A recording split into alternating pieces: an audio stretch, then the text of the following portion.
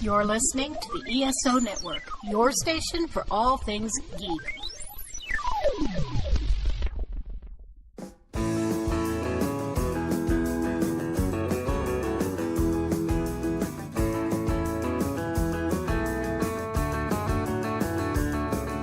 Hello, everyone, and welcome. Happy Valentine's Day, I guess. You know, we don't usually do Valentine's Day episodes, so to speak, but this movie had been on our docket for a long time. We decided to do it this season, and of course it corresponding with the movie's 30th anniversary, which I guess technically was last December, but, you know, it's kind of one of those classics.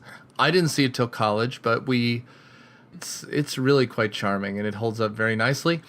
We also had a new guest for the first time in a long time, Candace, who is a member of Cineprov with me.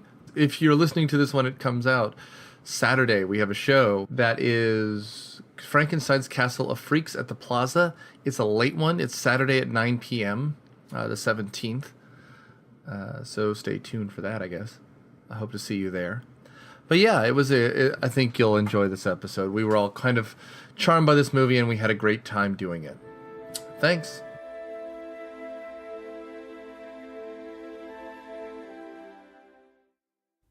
My name is Brian Foster.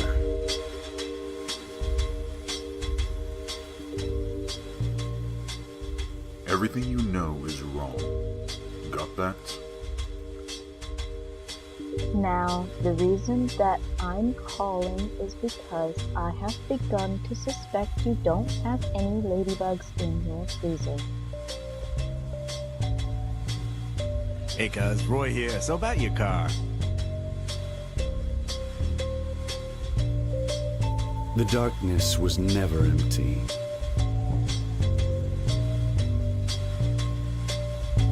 There's this presence in my head.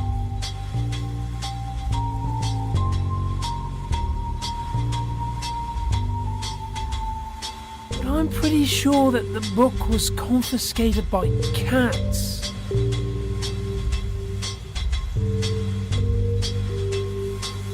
You're damn right we find a lot of bodies when Foster is around. And some people call me the Night Blogger.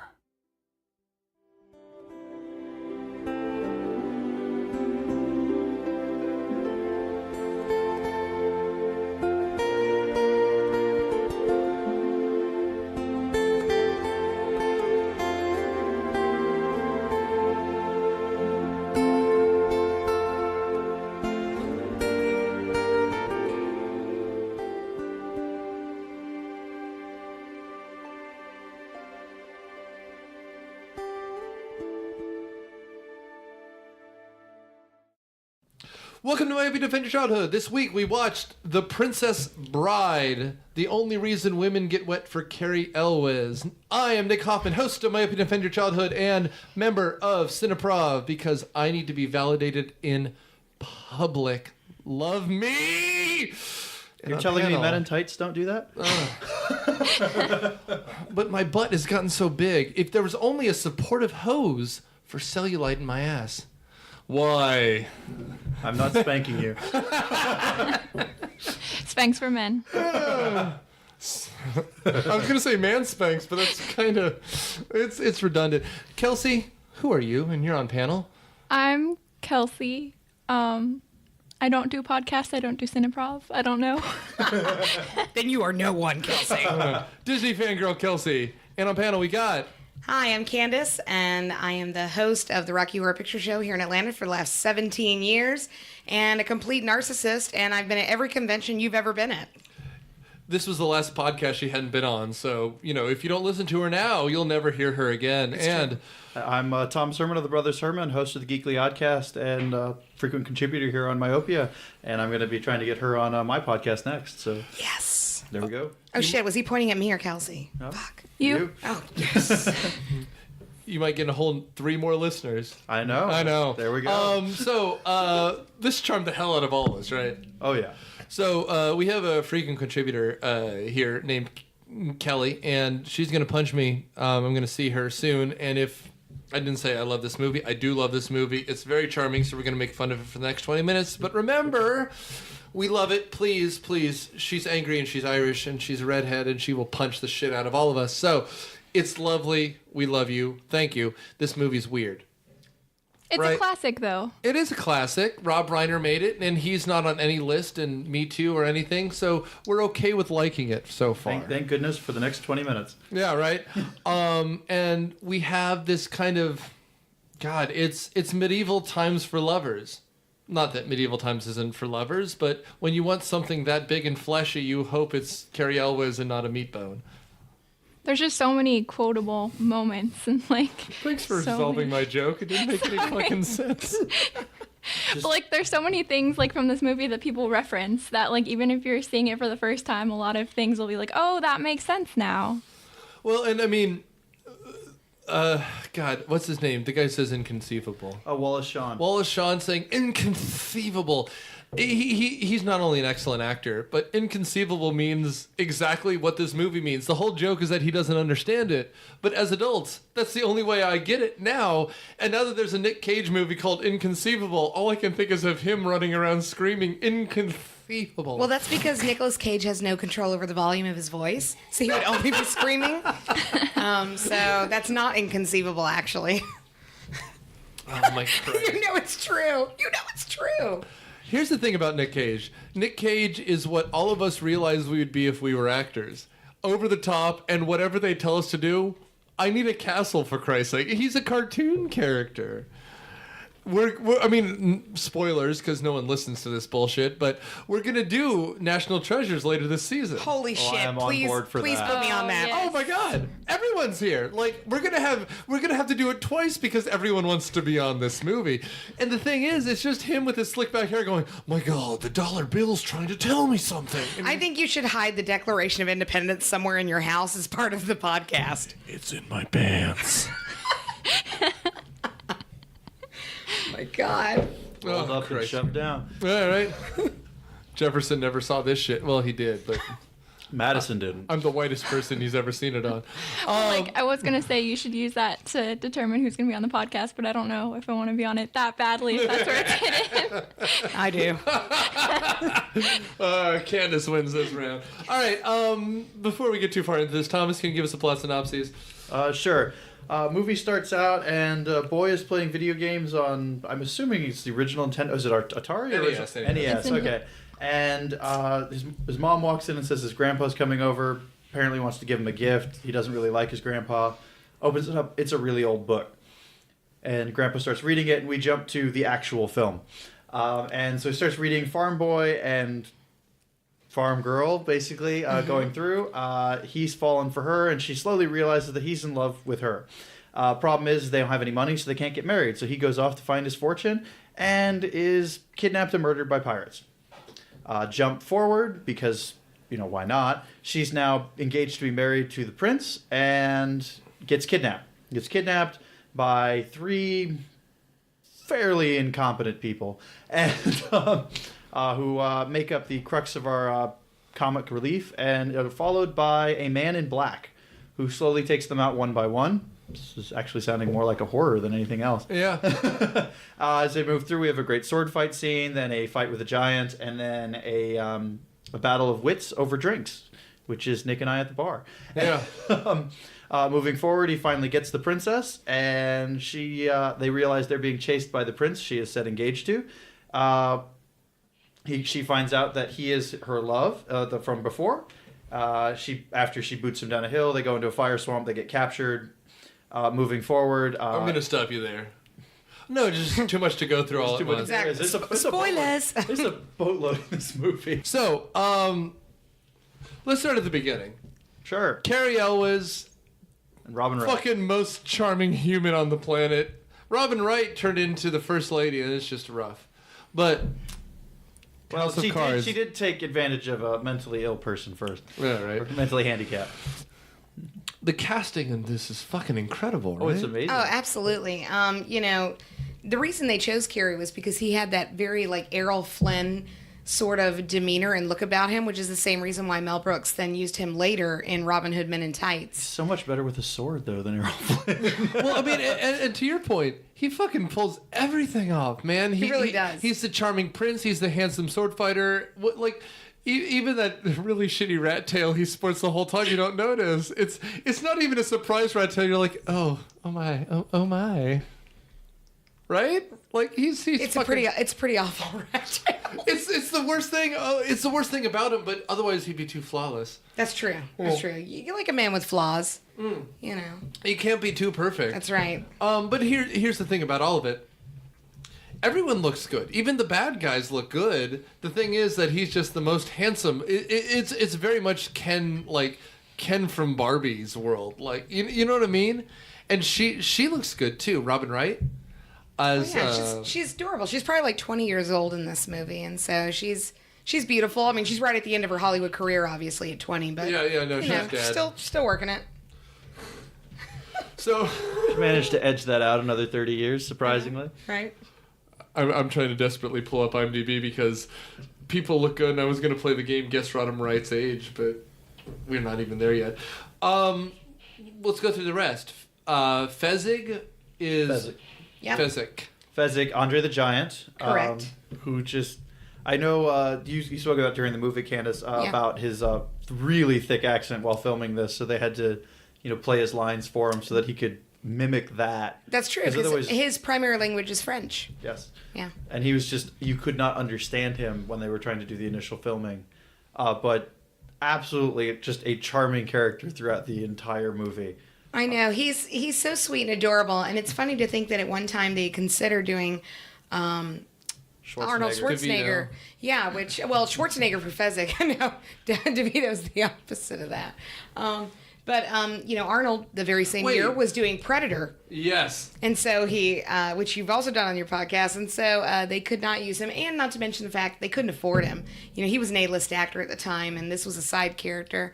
But then I'm really glad they didn't get him because Andre the Giant is just so endearing, and he just seems like he has such a sweet demeanor that I believe he is that character. And also being like an actual hulking giant as opposed to being like your chiseled 80s hard body. Yes, makes so much more sense for this role. Or like a Peter Jackson forced perspective thing. Right, like you could have also just done whoever, you could have done like, if it was Schwarzenegger, it would have been like this weird kind of backwards compatible, like where they zoom out and they zoom in, he looks bigger than he is. And because Schwarzenegger's a bulky guy, but he's, 5'10". Yeah. But we should pan back a little. We should talk about the kid being told the story. It's Fred Savage. It's everyone's favorite little everyone's little shithead. This came out a year prior to him being cast in the Wonder Years. Really? The Wonder Years didn't start till 1988. And then he got kicked around by another dad. Oh shit! I like Fred Savage. I like Fred Savage too. And his comedic timing for a kid actor is not only good, but it reminds me actually of a child. It's like the kid from Sixth Sense, where you're just like, how the fuck is he pulling this off? I can't even act this well as a kid when I'm a kid. It's damn good. It. Man, that makes me think of Haley Joel Osment right now. He should have been Anakin, by the way. I'm just throwing that shit out there. I don't think it would have helped that much. I don't think that would have helped that much. Could you imagine him in the re-edited version of Return of the Jedi, just like a fat Anakin now? Because he's like a fat kid. He's just like, hey guys, God, Jesus, Luke, can you get this shit together and get me a sandwich? One of them sandwiches. Where the mutton's real lean and the good MLT. Good MLT. That's right. Billy Crystal is in this movie, but much later. Peter Falk is in this too. That's right. Yeah, Peter Falk as the grandfather, which he doesn't even have a name. He's just the grandfather is his title. Is so funny and delightful, and even though it's such a small part, but I don't know if it was the 7 Kentucky Sunrises or the bag of sour gummy bears, but it really touched me at the end, and I was crying. I truly enjoy the fact that this movie doesn't need for the story perspective, you have a complete movie from the entire perspective, from Farm Boy to getting the girl at the end. You have a complete circle of a movie, 3-act structure, it's perfect. Yet, at the same time, adding in the child and the grandfather, the reading of the story to break it up for comedic element and all of that just raises this to another level that makes it truly enjoyable. Totally. Absolutely. And I think for me, it's not just because it fills in story gaps. It's because it reminds you that it's stupid as hell.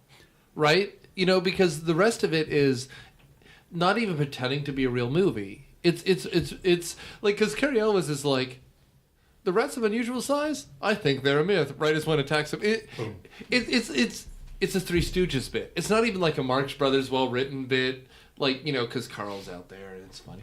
It's stupid. It's over the top. It's just throwaway jokes. And so for a kid to be like, is this a kissy part? And the granddad's like, is it a kissy part? I mean... You're going to like that when you're older. I like how just then you sounded like the monarch's girlfriend. Dr. Girlfriend? Yeah. I'm sorry, I've been smoking for a bit, and I'm trying to fill out this dress, and I'm sorry, my boobs aren't what you want them to be. Exactly. Christ. But, I mean, the other side of it is not just that he's a kid, it's that Peter Falk comes in like the terrifying old person you don't understand. He has the hat on, he's like, I have a book for you. And he's like, I'd rather play Nintendo. I have a fucking book for you, kid. And you're just like, all right, he's going to read it to us, And he pulls out a massive tome, like, that he's going to read in a day. This would be the equivalent of today, you know, a grandfather showing up to read their child Harry Potter, like, in a sitting. And just go. And You like, say that like it's a bad thing. No, I don't say it's like a bad thing. I just say it's like how, in a sitting, like, to read out aloud. I think, what if you look at any of the audiobooks, it's a 14-hour, you know, sit-through. No child's going to... It's intense. It's intense. Well, and he comes in like the goddamn old priest from The Exorcist. He's like, I have something that will cure your illness. And you're just like, Christ. He's going to kill this kid. Does Fred Savage's head spin around? Because if so, that would make the movie even more Better epic. movie. Definitely. The power of rom-com compels you. Oh my god. He just starts barfing halfway through. Control save, nailed it. Like, this is like an alt version. All right, so we have to behave ourselves. We have to get back on track. All right, so we okay. talked Yeah, about Andre the Giant as one of the three trio. All right, so we have Wesley who's scooping shit. He disappears. He becomes later. And we have this trio between Vizzini, who's the giant. No. Fezzik is the giant, because that's just what. Yes. Vizzini is the mind, and Inigo Montoya is the sword. Correct. Of the three of them, Inigo Montoya is the interesting one to me. He's Mandy Patinkin. He's a sword fighter with a mullet, and he's got a backstory. He's the only one that has a backstory, Yes. really. The six-figured man killed six-fingered, not six-figured. He's We can make him stronger, faster. He killed his dad after refusing to pay him for a fancy sword. Yes. And so we have a swordsman against a swordsman, as we'll find out. I like Mandy Patinkin's character because not only is he a developed character, but because Mandy Patinkin is charming. And it starts out as kind of a Hodor, one guy with a one line, and develops into this fucking awesome. We're talking about this movie because everyone's fucking seen this, right? Yeah. Like, I don't think there's anyone who This hasn't is a seen cult it. classic, especially from a movie that bombed so badly at the box office. Yeah, I think it took. It was 16 million is what their budget, and then it made 30 million in box office. But what it killed was at home, like the VHS kind of release, and that's where it finally made its money. In fact, little known fact, that same year, the movie that actually killed the box office was Three Men and a Baby. Oh, you want to talk about a piece of shit you should review? There you go. Oh, Ted Danson would have been funny in this movie. As the bad guy? Right? As the prince? I don't want Ted Danson to be the bad guy. Oh, but Sam as the Malone. prince? As the In prince? The Good Place. It's amazing. Yeah. He's so good in The Good Place. Ooh, you might have seen this, so you might have to sit out, but do you know how much it made domestically? You want to take a stab? 1987 money? I'll take a stab. Yeah, go. So I think their budget was 16 mil, so I'll say, I think they made just a little over it, so maybe 25 mil? Don't look. I can't see. She's blind by these numbers. I am though. So worldwide budget, Wait, is it just 30? U.S. No, or domestic. domestic? Well, yeah, no. Okay, so maybe 21. Is this like Price is Right? Is it like the lowest amount without going over? I don't the know. Closest? We can do that. We can do it. Okay. All right. All right. I'm gonna say it just made back. It just slightly. If you say $1, I'm going to smack you in the face. I was gonna say 17. And what'd you guess? 25. Nailed it. It's 30.8. Wow. And it was nominated for 1 Academy Award. For what? For You want to guess? Soundtrack. It should be for the soundtrack. Mark Knopfler nailed it. Best Original Song. Mark Knopfler, yeah. Dire Straits. Come on, man. Damn, storybook story. Jesus Christ. They sing it at the end, like during the ending They or the do. credit, like. They do. It's a really like that deep song, like when you That's really what- get no, into singing like that's what- Pokemon. No, honestly, you know what I'm talking about. that's what Rod Stewart, Brian Adams. Brian Adams Yeah. were going for at the end of Three Musketeers, like the all for one, all for love, that horror. I was thinking of more like the Brian Adams, like the Kevin Costner fucking Robin Hood one. Oh yeah. Oh shit, I was like in 6th grade. That shit was deep back then to me. It was the 7th highest grossing PG movie of the year. Wow. And number 1 was 3 Men and a Baby. And you would have guessed, okay, because we were talking about this, it got 30 million, as we mentioned, 30.8. Mm-hmm. 3 Men and a Baby won $167.8 million. Holy shit. Lord help us all. That's a lot of people that saw fucking Space like, Cabal's got 38 million. And that movie is amazing. Thank you very much. Okay, first of all, it's bullshit, but it's funny. Living Daylights and Roxanne and Moonstruck, Academy Award winning for Nick Cage. Nick Cage Okay, won an Academy listen, Award. I'm not saying that we may have undercovered something, but everything goes back to Nick Cage, you guys. And more in Candace and I's wheelhouse. Over the Top, the Sylvester Stallone arm wrestling movie was number 18. Oh, motherfucker. And Ernest Goes to Camp, which is a Stay Tuned, is number 13. And Harry and the Hendersons was one below this. Oh shit! Harry and the Hendersons was the shit when I was a kid. And for Ernest, know what I mean, Vern? Know what I mean? Hey, Vern, I'm going to stick my dick in this electrical socket. Listen, the one where he goes to camp is actually really sweet and adorable. That's a tearjerker. It is a tearjerker. It's sad because it's always like inner city kids, and they go to camp, and Ernest teaches them about friendship and shit. And then they get fed the worst food imaginable. They're gonna be bulldozed. They're gonna bulldoze over the camp, but he stops it. You guys. It was either that or a bikini car wash. That's how you save a camp. You gotta have a montage of saving.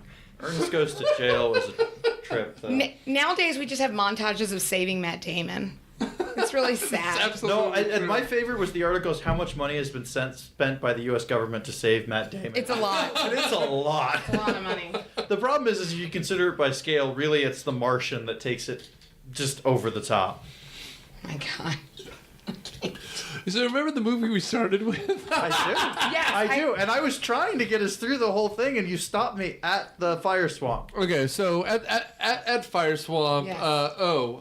So Dread Pirate Roberts is desperately following the ship of the three. Yes. He catches up to them, and then we have a series of feats of A strength. sword fight, a feat of strength, and then a battle of wits. And we found out while watching the movie that actually our host Nick used to fence. Is that correct, Nick? I am a fencer. I And fence offensive. epee and foil. Yes. I'm sitting on the fence about fencing. I coached it for 6 years. I have fought against Olympians and lost miserably. I beat one on a pirate ship in a one-touch competition. But that's it. I do fence. I have my weapons around me, and I will show them. And I won't show my medals because showing your awards to someone is designed to get you laid, and I want to sleep with almost none of you. So. That means there's still luck for you, dude. There's still a chance, Thomas. Wink. But at the end of the day, yes, I was a fencer, and if any schools want to hire me, I will teach fencing to your district. So, but yeah, we have an excellent fencing scene, which, as you mentioned when we were watching it, Thomas, it kind of changed the way they show fencing in movies. I mean, honestly, if this movie had come out sooner, I imagine that George Lucas would have redone Return of the Jedi's fight scene at the end. Like everything past this, all like sword fighting scenes that went past this movie were like more effort was put into the training and visual shots of them. Because if you think of like going back, like, you know, go back to old Hollywood, your Errol Flynn is a great example. It's just kind of like the, you know, the ta-ta, and then, you know, some quick repartee, and then back to like a few, quips back and forth. But nothing major was done. This movie, they sent Cary Elwes and Mandy Patinkin off for months of, you know, fencing training with top world-class fencers. There was a major article about this recently, and Top men, yes. And I mean, they put in the effort and then they just kept reshooting the scene, because when they did it, they ended up filming it. It was too quick, so they had to go back and think out the whole choreography. It's like Wesley Snipes kicking in like those Blade movies. You got to slow it down so we can actually see it. Well, I mean, and it's true. It's the way that, as someone who's done all the Bond movies for this podcast, that Die Another Day, or it just looks so fake because they're just like, ha-ha! And stop for a minute to like shove someone through plate glass. This feels like fighting. And it doesn't, I mean, it's silly, but they're actually doing real work, which is good. Yeah. Like, this movie makes effort, which you wouldn't otherwise do in a comedy. And that's kind of the interesting thing about this. And I think that really, it takes this movie up a step, because all of those areas where they took effort and they put in more effort than they had to for what the movie was, it shows. And I think that's appreciated and helps it stand for time a little bit better, because otherwise certain things would probably have aged out. Because if this movie hadn't made sword fighting better, another movie would have, or something like that. And then you'd be looking back at this and it's a silly sword fight anyway. It would be even more absurd if it was a Die Another Day type sword fight. Well, and especially since, Candace, when we were watching it, you pointed out, this all looks like it's on the set from a bad high school play. Yeah, absolutely. I mean, you're not here for the sets. You know, the story is so good though. Like, it's so, again, it's endearing. It's very enchanting. And as a kid, you can appreciate the cool action component of it. But as the adult, you watch it and you're like, oh my God, you're like, this is equally as great. It really did withstand the test of time. I was a little worried watching this, and I was like, oh my God, are they about to fucking ruin everything that I know? But you didn't this time, thank goodness. Well, and everyone's charming in it. Like, you know, like the bad guy's bad and the good guys are good, but they're also like, they're engaging in this way that you just feel like, you're like, oh, Cary Elwes. It's the Magneto complex. It's that they're bad, but yet you're like, gosh, I still like you so much. Yeah, everyone, you're engaged when they're talking. Like, even when, as we get through the 3 tests and they're in the fire swamp, and he's like, you know, it's like, oh, I don't think those rodents of unusual size are real, and they're of course real, and everything's real in this movie. And when he gets tortured to unconsciousness, Billy Crystal's charming, and Carol Kane is charming, and everyone is fucking charming in this movie. You liar! That's just a witch. She cast a spell on even the guy who has the key at the gate so that they can get in near the end of the movie, when it's like, I don't have the key. It's like, and it's like, Fezzik, rip his arms and legs off. It's like, oh, you mean this key? And it's just like the lowest character with the least amount of time over everyone else, and it's like, still, just enough effort put into it. It's like, oh, there's another joke. There's another layer that was added that wasn't necessary to get a good movie, but it's there. Well, and at the very end, this is such a stupid thing I noticed, but like the squibs for no reason, when like the dog farted. I know. Everyone's looking around like, what the hell's that? All right, but there's God, it's the rodents of unusual size. The ROUSs are attacking. Jesus Christ. There's a lightning stench in here. But this is the third time this podcast did. Can I just say at this moment how excited I am to be here today, and really glad that this is the memories I'm going to hold dear forever of my first time doing a podcast. The Thank dog you. just ripping a shit. Yeah. Thanks. Thank you. I don't even know if my brain reset. We were talking closer to the end, right? We were. But you know what? I'll take you back for a second. Does anyone think that the scene where he's in the torture device and they're going to be taking a year of his life away, did anyone ever find that sexy? Listen, I don't mean to take this to a weird place, but does anyone remember as maybe a young teen, 11, 12, 13 years old, that you thought something about that seemed sexual? I hope you guys watched it doing Flesh Gordon on Cinebro. I mean, so basically the discussion here is whether or not Carriel was having a year of his life sucked out is sexy, is I think the question that's going out at the moment. I mean, listen, I'm sure everybody's been to a Frolicon or something. You've seen somebody hooked up to some shit like that before. And I'm just saying, there was something I remember as a kid thinking that was somehow very sexual. And as an adult, when I watched it, we were all sitting down there eating pizza, and I was looking around the room like, does anybody else see this? Am I the only one? Should I bring it up? Should I hide this in my secret box? But no, I decided to just bring it up to everybody. The internet and Rule 34 are for you, my friend. Well, I'll tell you what. So there he was, strapped to a board, and something was strapped to his head. And nipples. And turning his crank. And after turning a crank, giving him some head. I mean, getting a year of your life sucked out of your head. I mean, I get it. I mean, I tell you what. You know what? Similarly, I think the scene that I think is the sexy opposite of that is the one where he's in the bed at the end, where he's not sure if he can stand, but he's trying to convince Humperdinck he can. Yes. It's the same thing in reverse. He's just like, it would be true if I couldn't get up and grab the sword, but. And then there's just this great swell of French horns, and you're like, holy shit, this is boss as fuck. He's about to kill him. And then you're like, oh fuck, he was bluffing the whole time. Yeah, right. And that's what it is. It's good. And I mean, and it's these whole the dominant masculine thing, right? It's who's in control, and he plays the submissive very well, right? Yeah. He's a bottom. So, hey, listen, y'all were talking about tops earlier. I'm just saying. I mean, I just appreciate the way you were averting eye contact and then finishing your drink for just half a second, and then recrossed your legs. I get it, Candace. Oh my God. So anyways, back to Peter Falk. No, I was gonna say I'd rather talk about him than the princess. Oh yeah. It's one of those things of I don't dig Buttercup in this movie at all. She's very much just that generic girl character that's got to be there to make the story, but she doesn't do anything for me. It's all those side characters that are way more interesting.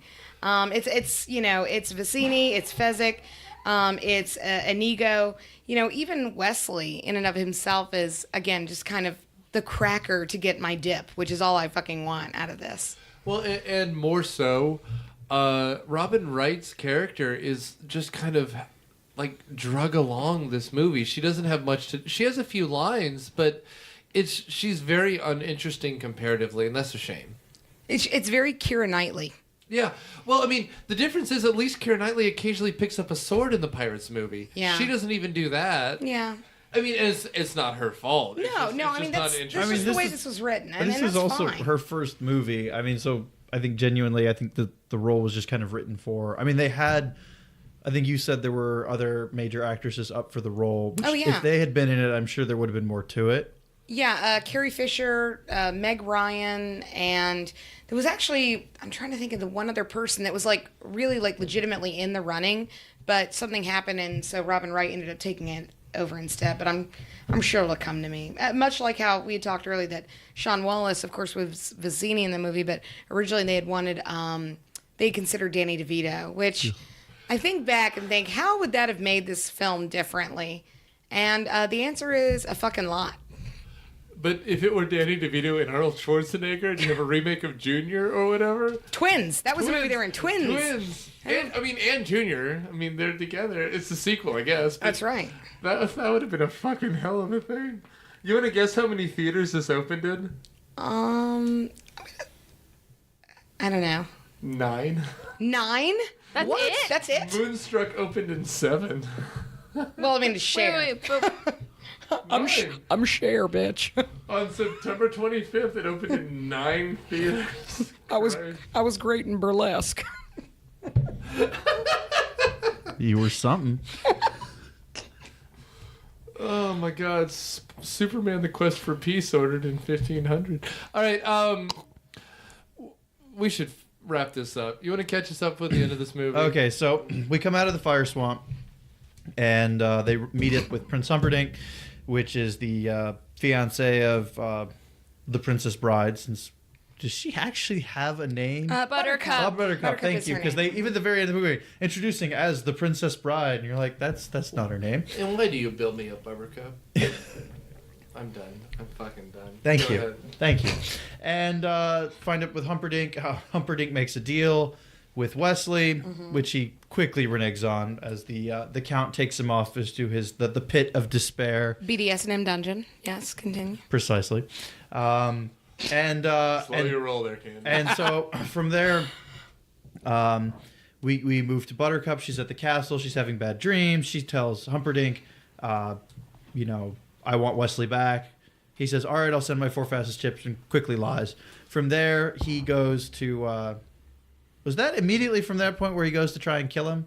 Or was it... No, it was the next one where we move a little bit forward.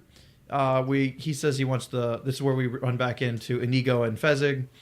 From there, when Buttercup asks Humperdinck whether or not the 4 fastest chips have actually gone out for Wesley, and he slips up, that's where Humperdinck goes and tries to kill Wesley by sucking 50 years out of his life, because, that's what you do. And he starts to scream, which apparently the entire kingdom can hear Wesley screaming. And everyone ignores it except for our 2 henchmen. Our 2 henchmen, yes. And they go off. They find him. He's dead. They take him. This is where we meet Billy Crystal and Miracle Max. Oh, yeah, he's only mostly dead. That's where we find out he's only mostly dead. That's right. They give him this... A goddamn Borscht Belt stand up. He's only mostly dead. I'm not helping. Well, when he's all dead, the only thing you can do is loot through his clothes and look for loose change. That's true. And so they take him to the castle. They give him the pill. He wakes up.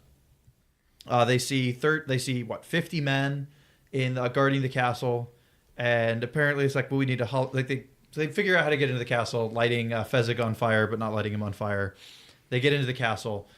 Inside the castle, Inigo runs into the man with 6 fingers on his right hand and decides to immediately chase after him.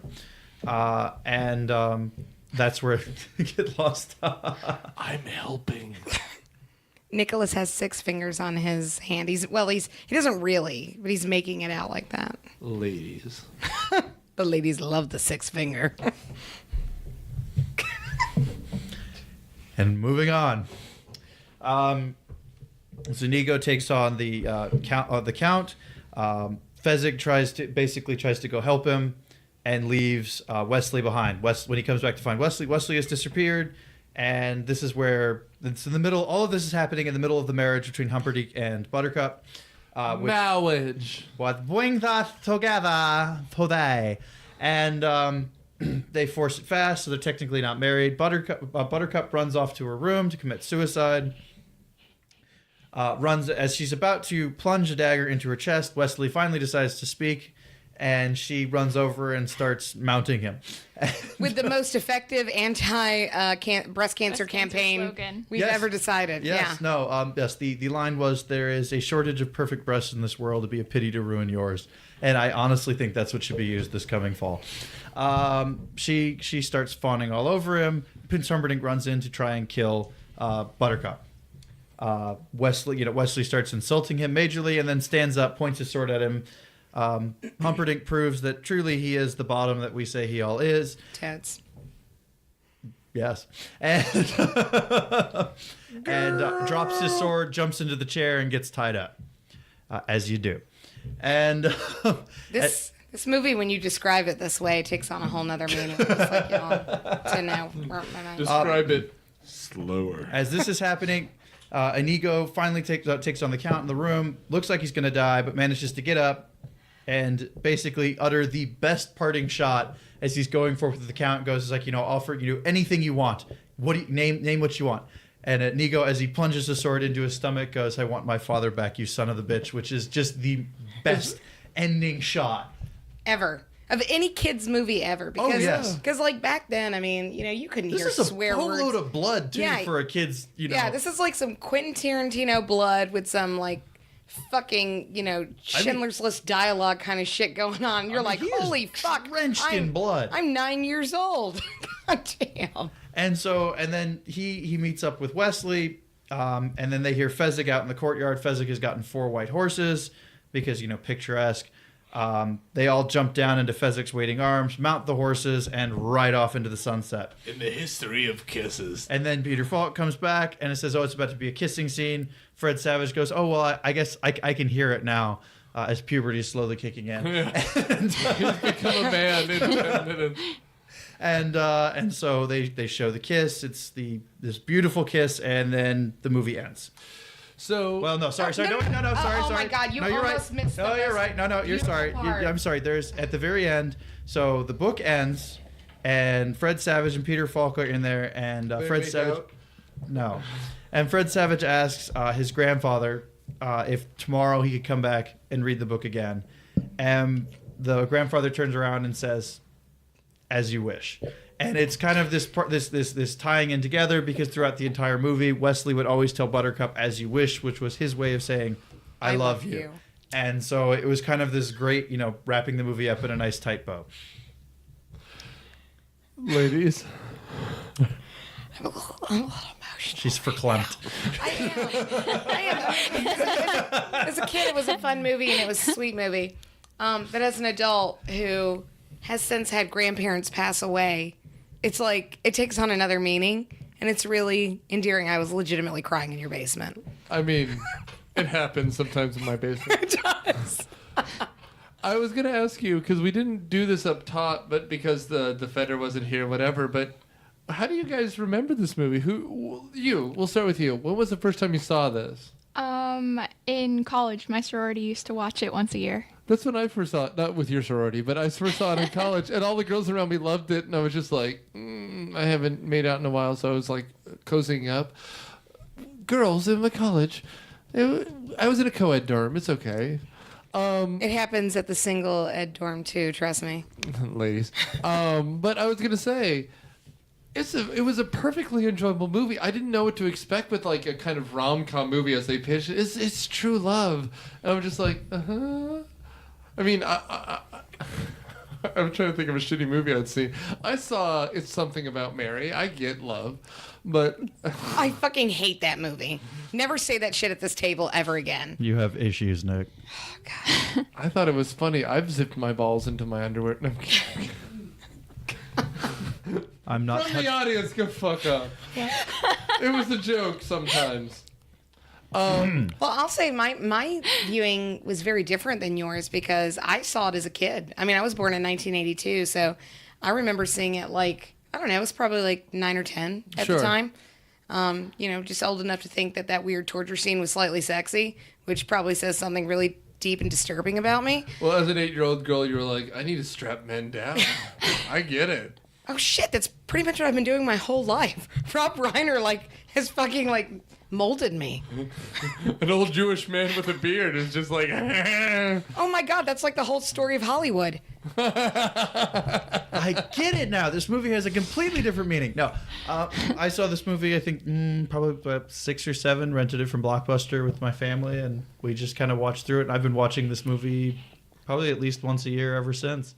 Well, it was one of those things when the movie that got me back into this is stupid, but was Spinal Tap, because it's another Rob Reiner movie, and I was just like, oh wait, is everything he did this silly? And then I watched this movie and I realized this might be his magnum opus. This and Spinal Tap are brilliant films, but they're different, because this is supposed to be that, I was a film minor in college, and so I watched Excalibur, right? Like this fucking over the top, pretentious. I was laughing the whole time. Arthur was on the horse in the armor holding the fucking sword. And I was just like, oh, no. Rob Reiner gets it. All of this is 100% horseshit. And if you can find any sort of emotion, you win. And the second Billy Crystal goes, oh, but true love is real. That matters. The rest of this is horseshit.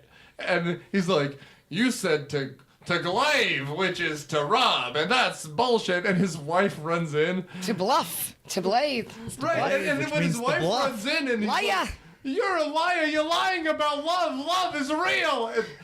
And to me, that's the movie in a nutshell. He's like, what we're doing is horseshit. And yet it's really about love. If you don't get the metaphor, you're the one who's wrong. That's a brilliant twist. He has the Greek chorus, and it's Billy Crystal with an even more ridiculous nose. It's hilarious. Robusto. We're out of time. Christ, we've talked for 45 minutes. Oh my goodness. So we should go around the horn. Kelsey, what was your final thoughts on this movie? I think it's a classic. I quote it all the time. Brilliant. Candace, what's your final thoughts? Absolutely agree. Everyone should watch this film and enjoy it, and everybody is going to take something different from it. I completely agree. I think this could be the metric by which you judge friends by. Like, if they don't like this movie, there must be something wrong with them. Otherwise, I think everyone should see this movie. I agree. I quote it all the time, frequently, probably to an extreme, but I enjoy it, and this movie's fantastic. Perfect. My thoughts on this are simple. Yes, do the Thomas and Candace and Kelsey thing. Watch it with friends. Enjoy it. Love it. It's a good movie. And then if you're having one of those bad days, you pour yourself a tall glass of red wine and then you have an ugly cry and watch this movie, because it's not only a good movie, it actually is an enjoyable, like, kind of deep relationship-y movie. And for Kelly, who's listening to this because she wasn't on this panel and is probably cursing at me under her breath, don't hit me because you're terrifying. I've seen you take off your leg and hit someone during football with her leg, her fake leg. Here's the thing. That's a Surf Ninjas joke right there. No, she did it to Zeus. She did it to Zach Krause. I saw him. Here's the thing. It's a wonderful movie. We love this movie. We made fun of this movie. It's still better than any joke I've made because Rob Reiner's still alive, and I will kill him and eat his heart so I can his fatty, delicious heart to get his magical joke powers. But I will say, as we run low on time, we have to talk about our next movie. As The Princess Bride is coming out on Valentine's Day because we love all of you. We have another movie coming out after this. Unfortunately, that movie is not about love. It's about eating people. So choose Arnold Schwarzenegger's first sci-fi movie. And there's 2 governors in this movie. You can find a Schwarzenegger movie with 2 governors in it. You have won. So tune in next week and every future week as we put your past on trial. Thanks, guys.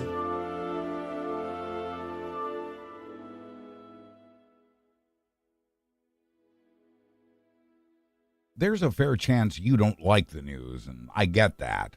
I'm Buzz Burbank, and I do a different kind of newscast I think you will like. I tell stories, true stories, because when you view it the right way, there's nothing more amazing than real life. I cover most of the stuff the big media outlets cover, but often with a different approach, richer in detail, and with a perspective that ties it all together so we have some idea of what it all means. I deliver stories that'll make you laugh, make you cry, and make you angry, because that is the nature of life, and because you cannot be a better citizen unless you understand and feel the news. I also don't cover some of the useless stories you'll find elsewhere, and do cover real stories the rest of the media somehow managed to avoid. With my nearly 40 years' experience in broadcast journalism and a love of writing, this is a news program that's custom-made for you. Buzz Burbank News and Comment is now a weekly show, new each Thursday and available free on iTunes, SoundCloud, and several other platforms, and at buzzburbank.com. In addition to the other shows you enjoy here on the ESO Broadcast Network, thank you for adding me to your playlist as well.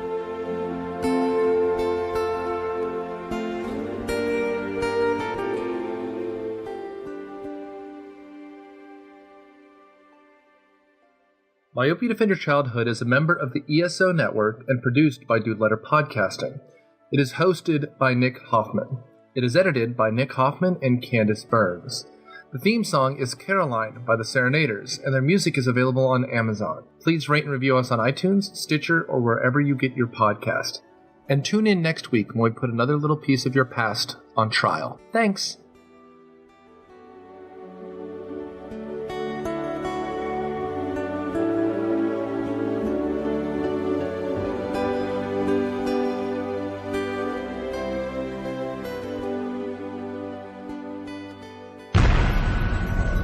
This has been a broadcast of the ESO Network, your station for all things geek, classic, current, and beyond. Be part of the crew at ESONetwork.com.